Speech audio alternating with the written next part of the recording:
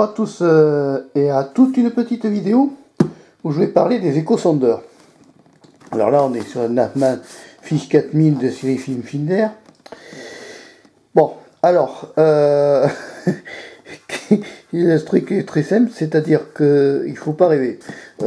L'échosondeur, oui, c'est bien pour indiquer le fond. D'accord, on le voit ici, il y a des courbes de fond. C'est bien l'échosondeur pour indiquer où sont les poissons. Oui. Sauf qu'il faut se méfier des réponses que ça donne. Parce que dans certains cas, l'échosondeur peut t'indiquer que c'est un icône poisson.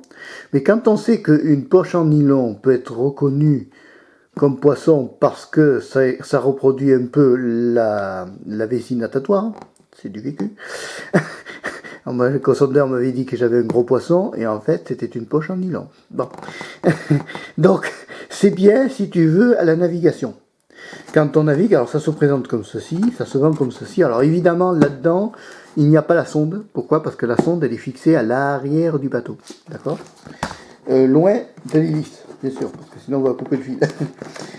Donc attention aux allergiques des fils, il y a des fils. Alors l'échosondeur, ça se présente comme ça.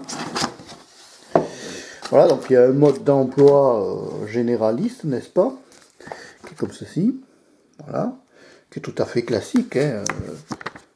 Voilà, on montre bien les graphismes des...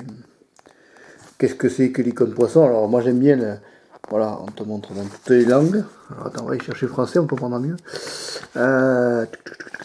Français. Où est la France? Bon, c'est pas grave. En fait, tu vois, c'est un mode d'emploi, hein.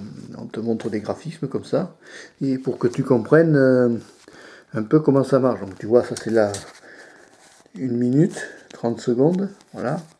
Et l'icône, voilà, et le résultat sur l'échosondeur. Voilà. Donc l'échosondeur, ben, c'est une aide surtout pour la navigation, hein. Donc je ne l'ai pas branché parce que bon, il faut ici 2 câbles. Il y a un câble qui vient ici, si tu regardes bien, qui vient de la batterie. Ça c'est le câble batterie.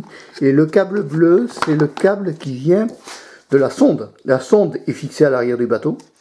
Et la câble batterie est reliée. Et une fois que tu as ça, et bien, tu as un truc comme ça, donc qui te présente le poisson en noir et blanc. Alors évidemment, tu vas me dire, ils ont fait mieux, c'est plus moderne et c'est en couleur. Oui, je sais que ça a évolué, mais à l'époque, c'était déjà quelque chose de formidable qui permettait de bien voir le fond. Ça évite de péter des hélices, par exemple, sur le fond, et des choses comme ça. Donc tu vois, ça c'est marche arrêt, plus, moins pour se diriger, la touche menu et la touche multi-service.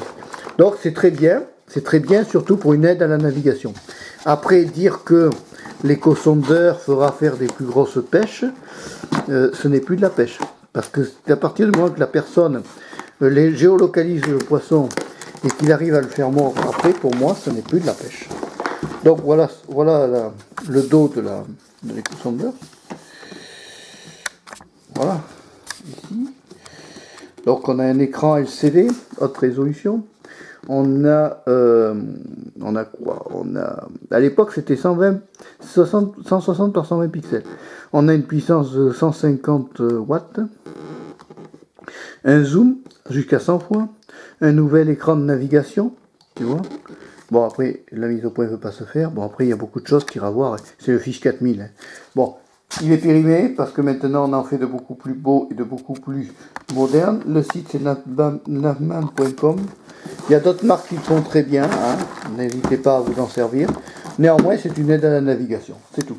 Au revoir, n'hésite pas à t'abonner à Pêche à la Canne Rouge. Au revoir, à bientôt et merci.